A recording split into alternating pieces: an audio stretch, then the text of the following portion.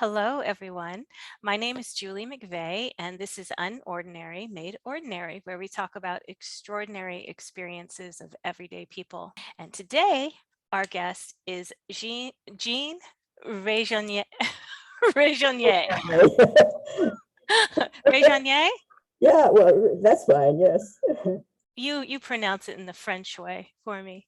Jeanne Rejaunier, that would be in Ooh, French.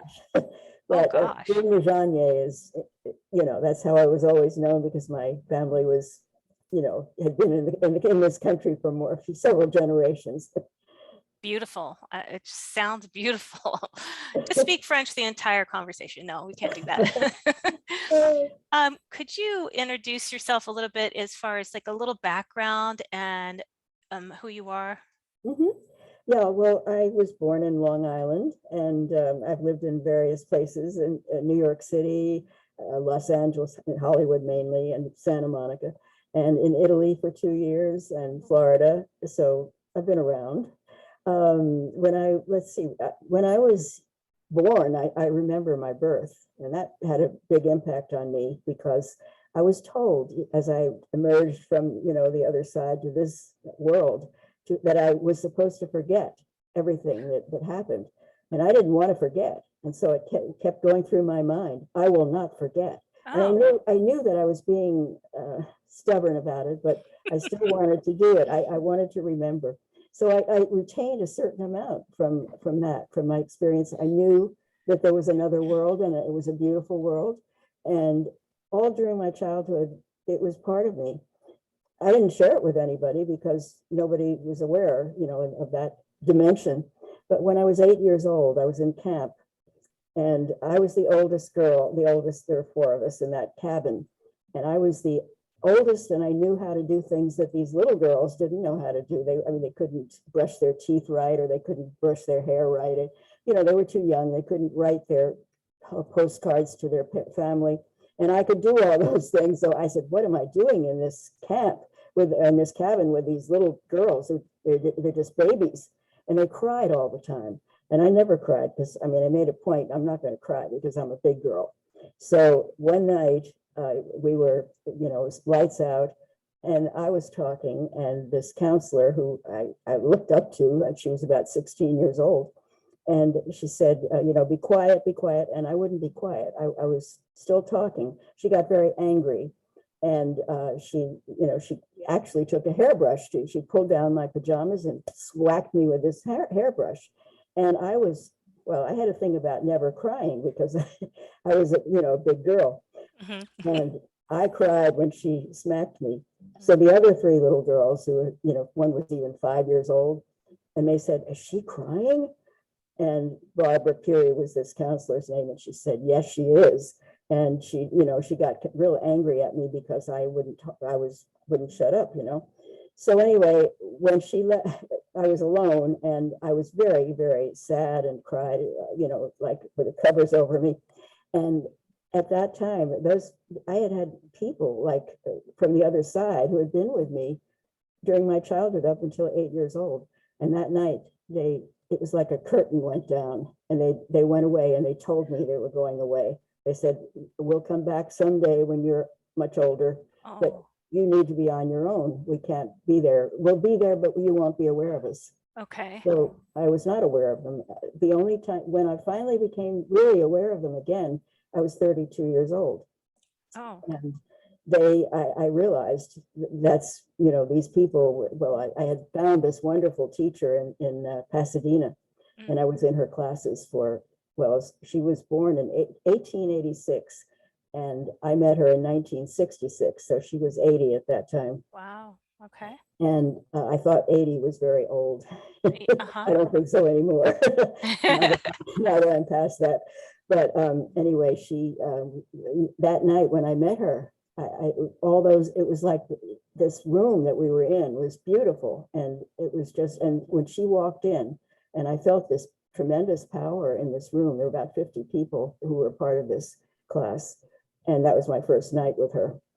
And then from then on, I knew that those people, that I call them people, they're teachers or whatever, higher beings, that they were back, and that they were there for good, that I would always be aware of them after that. So I was in there, her name was Mary Dyes Waddell, and she was a fabulous person. She was just incredible. So I was in her classes Tuesday and Friday nights from 7 to 9. And we had about 50 or 60 people in the classes.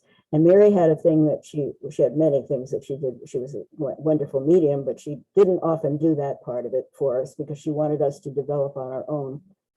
So the main thing that she did for me and for others was that she, around midnight, she would call us in our, you would hear it in your ear, and you'd hear your keynote. She gave us our keynote, and mine was F natural. And I would hear F natural in my ear.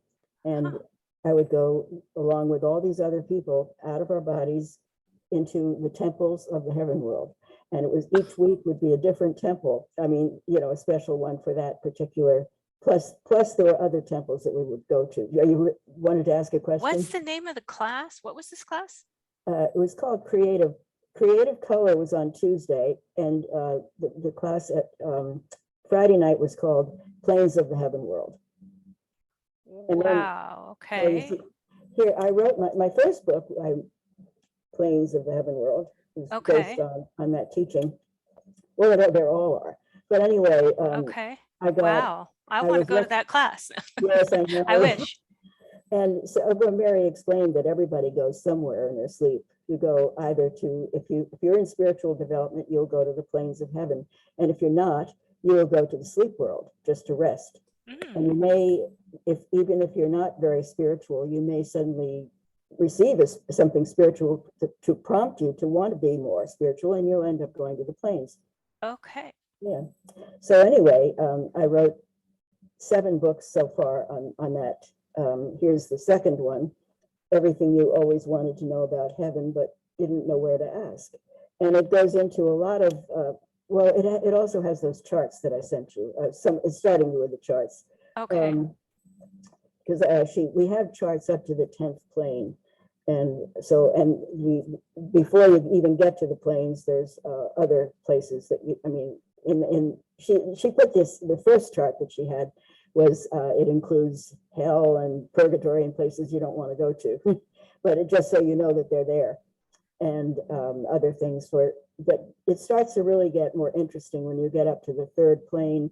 The 3rd plane is where people that are church oriented go, and they may get into the 4th plane later, but they're not there yet. The 4th plane is more very spiritual people that are seekers and so forth, and then on up. And so anyway, that was basically so it. This class, how long were you in this? How many weeks, months, years? 60, I was in there until she died in 1980. She died at 94. Oh my, so, okay. Yeah. So, and then, but it's continued even without her in this world. It goes on, and every night I still go to the temples. And even though she's not here, I go. I mean, anybody can go. You can pray and ask for a teacher, someone to take you. And once you learn how to do it yourself, you wouldn't have to ask for a teacher. So you had to learn techniques to go out of body before you could from this teacher? She didn't tell us anything about how. She just told us that she would take us there. And so the fact that we went through the development we went through almost to the 10th plane with her. And each plane we covered many different temples in that particular plane. So we got oriented that way. And I mean, I'm sure everybody felt the same way I did, that we were able to, without her, that we could go. So when you first started going with these 50 students, did you all come back to class and you could say, oh yeah, I saw that, and yes, I experienced that, absolutely. And a lot of crossover, collaboration, corroboration? And everybody brought back what they got from the temples, and there were definite combinations of people that saw the same thing or complimented each other. That's evidence, in my opinion. Yes. And a lot of it you'll see in the books. That was the 3rd book, and this is the 4th book, The Afterlife and the Here and Now. Were you Um, a writer before you had your first book out? Because this um, is a lot of books over how many, what period of time?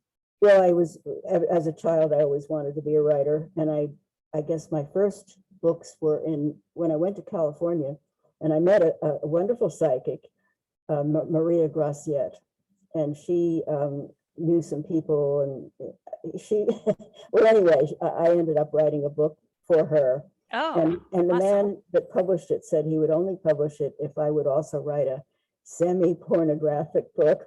So yeah, Wow. so Okay. I wrote a thing called what was it called, the Video Jungle.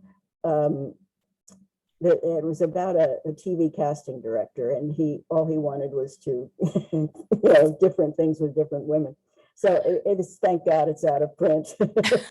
It was So, a, but your first, so in your 30s, you yeah. you are drawn to this class, and your Mhm. guides, you said, showed up again, Mhm. finally. And Yes. did you say anything like, where have you been all this time, or was there any No, I going? just accepted it. Yeah. You just like, okay, Yeah. here we go. Yeah. And were they always with you when you would go out of body and visit these other realms? Were they Yes, kind of guiding you? they weren't always needed, but when when I felt they were needed, that yes, they would be there. But we had so many things going on, so many experiences, that there were other guides and uh, other people, that would, sometimes they would take a preference. Sometimes you would be on your own. Sometimes you would be with a group. And there were tests, My water tests, goodness. air tests, and fire tests, earth tests. And then these tests that you would have, sometimes they seemed symbolic, but whereas the water tests, you always seem to have water. I mean, sometimes it was like you were drowning, Oh, or just different things, and it could so be you're rain or saying, as in your, would you call it an astral body or etheric body or energy body? What's your terminology for when you're out of body? spirit body. Your spirit body. Yeah. So your spirit body's underwater, and you have to Mhm. learn to be like not afraid that you're not going to drown. Yeah. Is that the water Right. test? Yes, that's one of them. Same Yes. with fire, like walk in the fire, you're not It going to. could be, yeah. And Oh, the air test was like walking across a chasm on a very, very thin plank or a rope or something, and balance.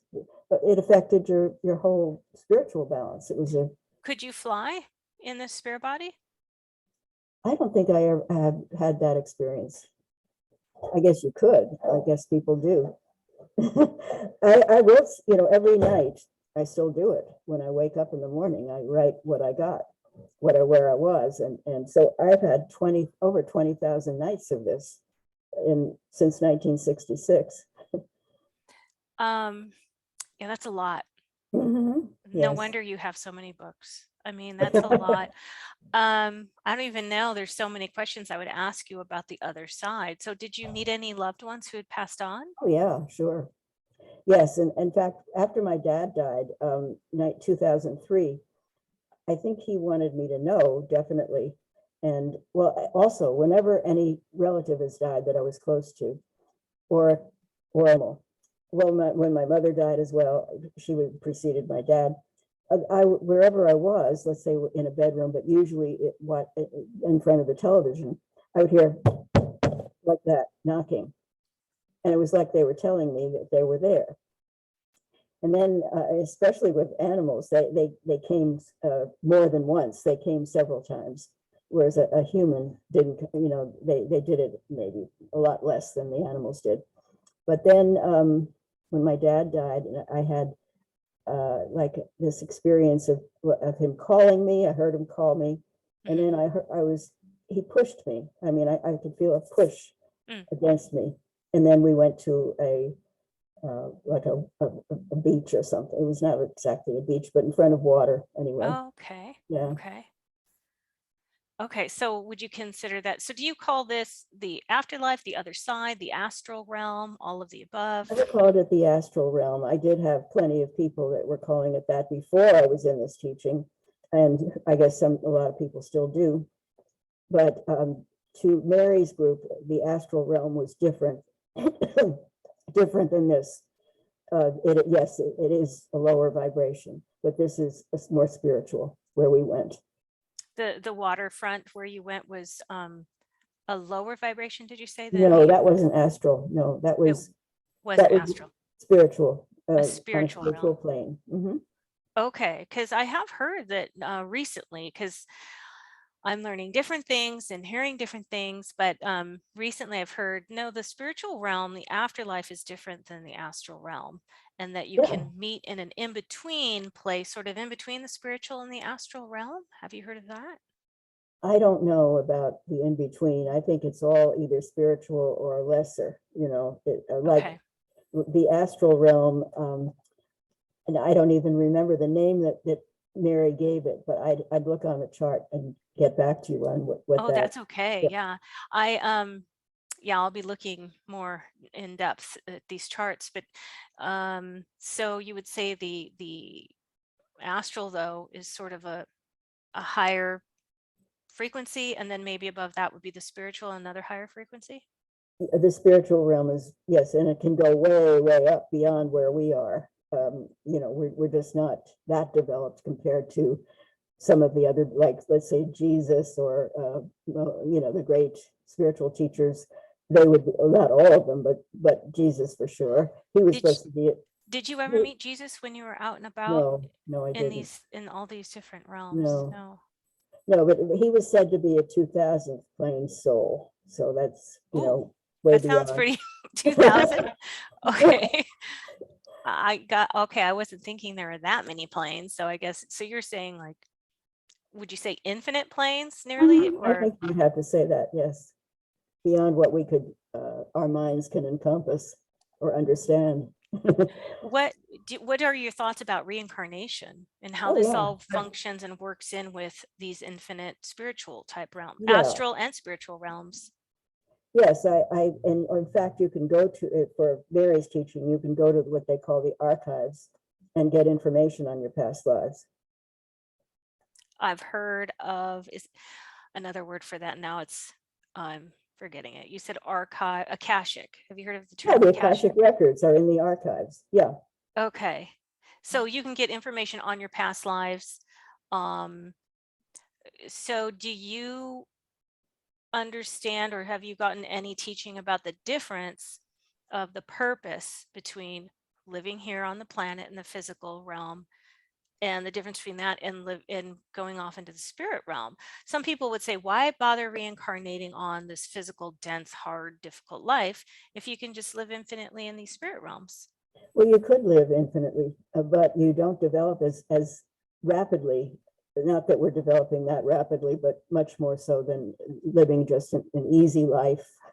We have lessons here, and we have conflict here, and we have things that they don't have up over there. Mm. So we can grow at a more rapid pace by incarnating. Okay, some people call that in the game computer game world leveling up. You Mhm, can level up more quickly if you mhm. incarnate on Earth. And I've also heard that, and I don't know if you've heard this or been told this, that this planet is apparently one of the more challenging I heard that too. planets. So Mhm. what would you say about other planets or incarnating onto other planets? I Anything? don't know anything about it. Yeah, I'm sure there may be life on other planets, but I haven't had that experience. Okay, so would you mind just sharing one or two of your more profound teachings, learnings, when you've crossed over, not crossed over, I guess you wouldn't call it that, but went out of body and visited the other side? Yeah, I should have looked through some of my notes, because I don't tend to remember them. But I had, like, last night, for instance, I was in I don't know where it was, but this big group, a very large group of humankind, I guess you call it, or a multitude, was coming toward me. And so I stepped aside, so I didn't want to, hit them or they hit me. So then after that, there was some kind of a revelation that, it had to be, I looked at it, and it had to be, there's this V thing, and it was like covering up something or not making it right. So it had to get rid of that V. And then it had to be placed. I looked at it, and I saw it in two places written, and it had to be transferred, and things had to be done to it to fix it. And until it went on and on until it was fixed right. And then I woke up at 3 a.m, and I got up, came back, went to sleep again. Took me a little while to get to sleep. I had the same thing over again, exact same thing. Interesting. So you're not quite sure what to make of it at this point. I mean, Well, do you come back with lessons every time, or not necessarily? Are you it all leads to contact with the higher source, and that permeates your being.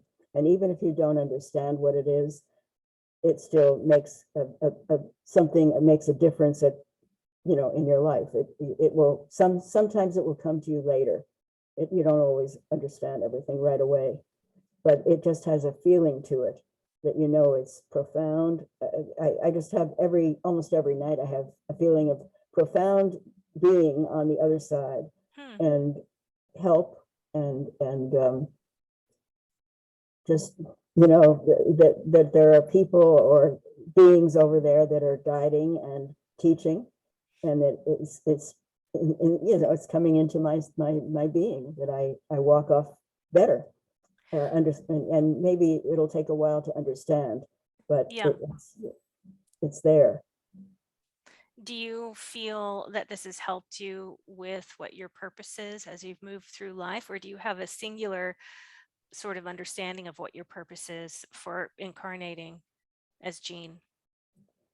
Yeah, I guess I would have thought of this years ago, but I don't really even need to think of it, because I feel like I have been living it for many years. I mean, I started with Mary. I was 32 years old, and now I'm going to be 88 in April.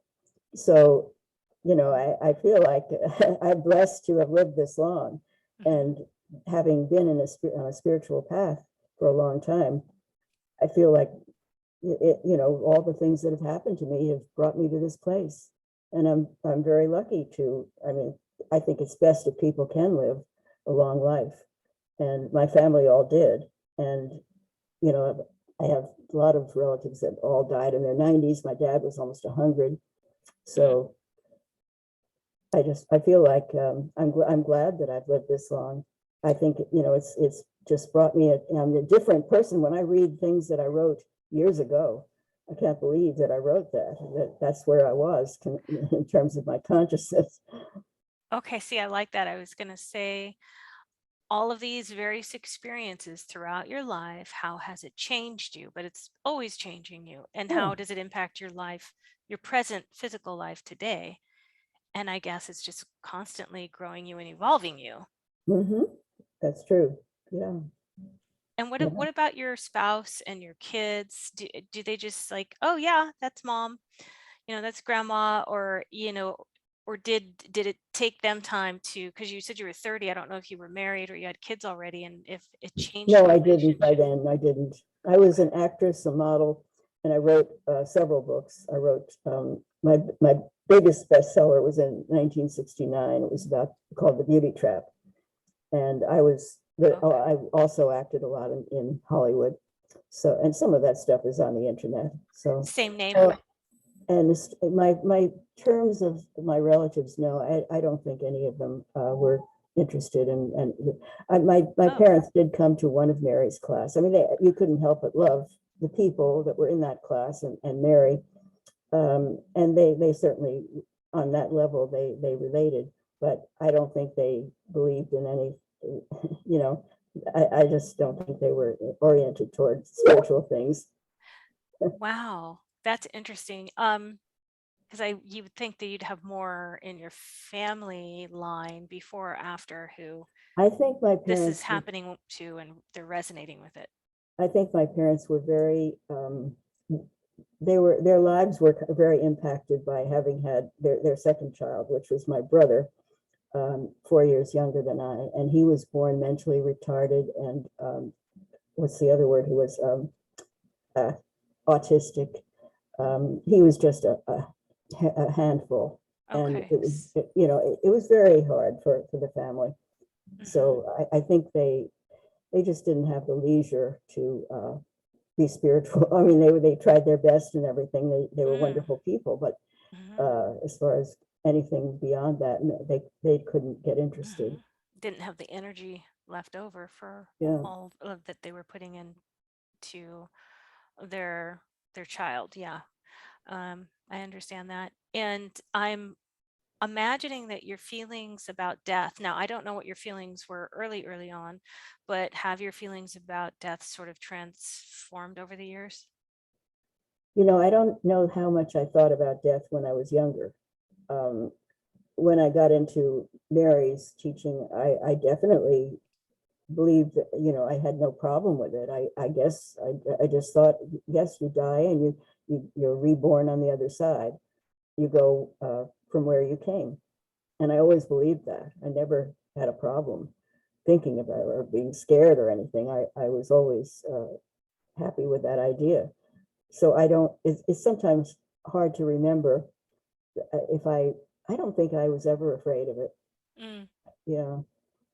I remember when I was in college, I had a friend she a very good friend, and she used to live down the hall, and she'd come in, and one day she was, I think her problem was that she had an older sister who was just, everything, and she felt in her shadow.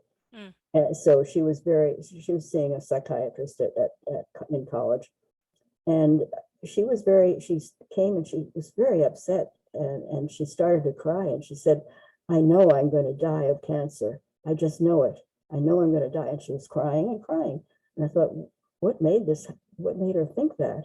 Because I mean, she was 18, 19 years old. Hmm. And she did die of cancer. Oh, okay. Yeah. Well, I mean, sometimes we do have those intuitions and that knowing, Hmm. and sometimes it's unnecessary worry, I would say. Hmm. Are you now, do you have clairvoyance or clairaudience or any of these psychic abilities as well? Well, sometimes I don't think about it or try to use it, but it comes to me now and then, it just, you can't help it. It just happens. But I would never go advertising myself as a psychic. I've had a lot of psychic readings, and I Oh, can't say they were very accurate. hmm. I'm just so fascinated, honestly, that you've been going out of body for all of these years. Like, would you say that anybody could learn how to do Oh, what you yes, do? yes, definitely, definitely. Yeah. And do any of your books sort of touch on how to maybe start off if you're a Yes, beginner in? yes, yeah, definitely. Everybody can do it. You just have to be devoted and want to, and not just do it as a curiosity, but do it because it means something to you, that you really want to do, you really want to learn about yourself and what the source and everything. You just you don't want to do it just to prove that it is possible. Would you want to share any tips on Well, now? Now, clearly the approach is sort of, you're saying it's best to approach it more of a service oriented to better yourself, better others, yes, and rather than, oh, I just want to kind of mess around and have fun, which is our in, in intent. fact, we did help on the other side. We did a lot of that too. Okay. Like, for instance, especially when people die suddenly, not expecting it, they die in a plane crash or an accident or something. And a Yeah. lot of those people come over there very confused, and they think they're Oh. still on Earth, or they want to go back to Earth, and they Mhm. worry about their family and Yeah. what are they going to do without me, and that sort of thing. So Yes. they trust people from Earth very much. I mean, that helps because they recognize the Earth vibration that you can bring if you are in your spirit body from coming from Earth. So we did a lot of that, and I assume we still do, because you don't retain everything that happens when you're over there.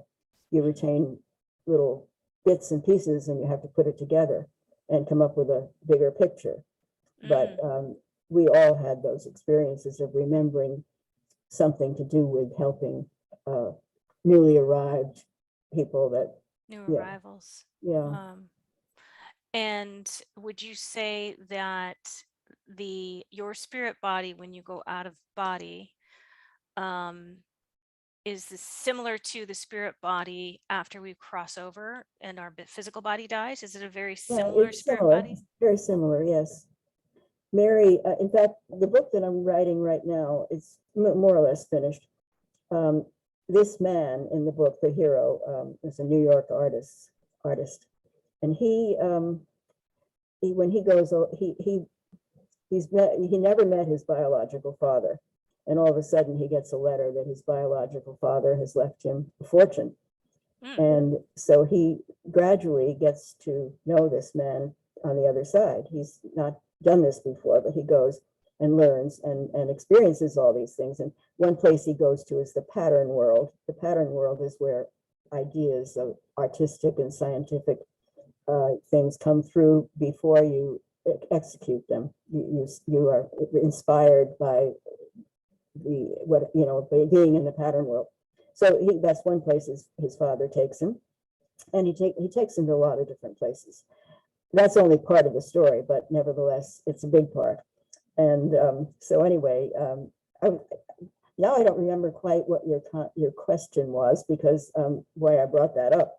But anyway, it does work into it, what his experience is on the other side. And yeah, I'm sorry I lost my Oh, train. that's okay. And now you're making me wonder, because this is obviously based on your experience, the pattern world. Mhm. It is a plane Yeah, that you've personally experienced. So you bring these personal oh yeah, experiences I've in. been into the pattern world, yes. Okay, so how, because there's so many realms. So what is the most surprising realm to you? I mean, it's hard for me to imagine, of course, because I've not really been to all of these realms. And even if I have, I wouldn't know how to name them. Mhm. But what are some of the most, so this is a place where it's a creative Yes, oh, definitely, place. yeah. And it's good for artists and writers and scientific people and that sort of thing, where anybody, I guess, Oh, regular, just ordinary people can profit from it too. But in this man, Arthur is his name, the hero of the book. He sees also all his past creations. You know, he designed for the theater when he was a college teacher at that point. And then he has created all this art, like canvases and installations and so forth. So he sees everything that he has done, and he's very inspired and appreciative and grateful for what he's been blessed with as a talent. He's a man who always, since he was an infant, was, since he could hold a paintbrush, he was drawing and wow. painting. Yeah, he's kind of a genius in a way, but not fulfilled. He's looking for something very, and he's going to find it. Yeah. Yeah. So these realms, so there's a pattern realm, Mhm. and maybe share a couple of these places. And I'm curious about animals Yes, and, there's an animal world. nature, Mhm. and, Yeah. Oh, yeah. if there are realms, like I've heard neighborhoods and cities, and it's very Yes, similar they have cities copies to the just like we earth. have, just like we have, only more orderly and beautiful, and just very beautiful compared to what we have. But it's the same. And the flowers, you've heard the flowers that you can pick and then they grow right up again, things like that. And the fruit, it tastes absolutely incredible. And yes, animals, all the animals they have an animal kingdom, but I guess they also come to other areas. And in the children's world and the infants world, if they die young, Oh, who raises them? Where they have yeah. people that, if their own parents are available or their grandparents are available, otherwise somebody else will take them on and raise them. But they grow a little slower than they would here on Earth. Like a 13-year-old, a 19-year-old would seem like more 14, because it just takes them a little longer to get there. But eventually they get there. And then people look younger. Like if you're, say, 50 when you die, you could look and end up looking 30. It takes, I don't know how long, but they will look younger. But that's one of the things that Arthur finds with his father, that his father looks to be almost his age. Arthur is 48, and his father looks a little bit younger than that. So the children that pass, because that's another question, the children that pass over, they get a chance to grow up on the other side? They have schools, and they have regular graduations like they would have had here. So they get to experience, because that's a huge concern. Yeah. For many. Oh, yes. And they have their loved ones, and if there are no loved ones over there, they have maybe an adopted family. Yeah, so to speak. If it's their own family. Otherwise, if they don't have a family, then and the same thing when you pass over yourself, you'll be greeted by your loved ones. And this is sort of a controversial, but again, another topic that comes up: miscarriages, that sort of thing. What would you say? Do those? I don't know anything about miscarriages. I don't know. Because I know that many people say, oh, I miscarried, and my other child that was on the other side, or my grandmother, or my mother, they greeted them, and they're with them and get to live a life there. So I was just curious if you had seen any of that in all of your travels. No, I didn't, but I that's a question that you could have asked Mary, and she would have had an answer. Wow, this topic is so fascinating to me. It sounds like you have experienced so much. I mean, this is a lot of out-of-body travel. Yeah. And I'm just like, because you said seven books of all of this topic, or no? Well, I've written almost 30 books, but 7 on this particular. This is okay. That's the 5th book, Living in Eternity Now. And they're all both my experiences and my classmates. So 60 people. This is the 8th plane, and the eightfold path in the 8th plane. My goodness. And this is the 9th plane, Here and Hereafter, Forever After. So I will do one on the 10th plane, but I haven't gotten around to it yet. Okay. Wow. This is amazing. I want people to be able to connect with you. I will put your links up, of the books, of course, in the under the video in the video description. But are you working on any other projects, or do you have did you want people to be able to connect with you, or are you kind of? No, I'd like to hear from them on Facebook or YouTube. I have a YouTube channel. Oh, I didn't realize that. Watch that. I have about close to 300 videos on my video channel. Oh, see, I didn't know that. And what else? Facebook. Yeah, and YouTube. Yeah. And wonderful. Very good. Oh my word. And then Amazon. I have an Amazon Central account. All my books, not all my books, but several of about 20 of my books are listed there. Okay. No website now, but not yet. I mean, not yet, but okay. So before we have to sign off, is there any other, words of wisdom, or just anything on your heart that you just want to share, that you feel like you want the listeners to hear? Well, I would hope that people would be interested in seeing what they could find out, and not to be discouraged if they don't feel they are realizing anything. I mean, finding anything on the other side. They can pray to go. And what Mary always told us was that a blue light would go out to a higher teacher and bring you to the other side, if you really want to go there. And then sometimes you will retain, and other times you won't. And sometimes it depends on the person. Sometimes you will, it'll come at odd moments of the day when you don't even expect it, and you'll get a flash of something that is meaningful, and that you remember. It'll come back. So just have faith. That's what it takes, is knowing that you will eventually get there. But some people are natural and other people, when I started, I would go into meditation in the morning after I woke up. And then I had a pad and pen and I wrote, it was like automatic writing, and I would get a lot of descriptions and everything. And I don't do that anymore, but I could, if I mean, I still could be able to do that, but I just rely now on my waking moments, what I retain in my mind. But Okay. I used to get, when I was in Mary's class, I would do what I just described, Hmm. just meditate and then write, automatic writing. Okay. So Sometimes upon very waking, as soon fast. as you Yeah, wake up, you go into a meditation and then you do your automatic writing yeah. to help Mhm, get the memories of mhm. Fresh, yeah, what you may have learned when you were out of yeah, body. yeah.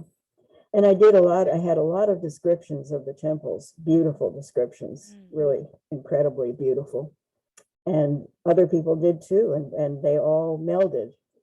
Or sometimes Wow. you would get one part of the temple and the other person would get another part. But it was amazing being in that class. That was really a phenomenal experience. Yeah, that really seemed to take you off into this lifelong direction of Mhm. being able to have these experiences. Yeah. Beautiful. I've really enjoyed getting to know you a little bit, and thank you so much for taking time Oh, thank you, to Julie. I share. really enjoyed talking to you. I appreciate it, and thank you to everyone watching.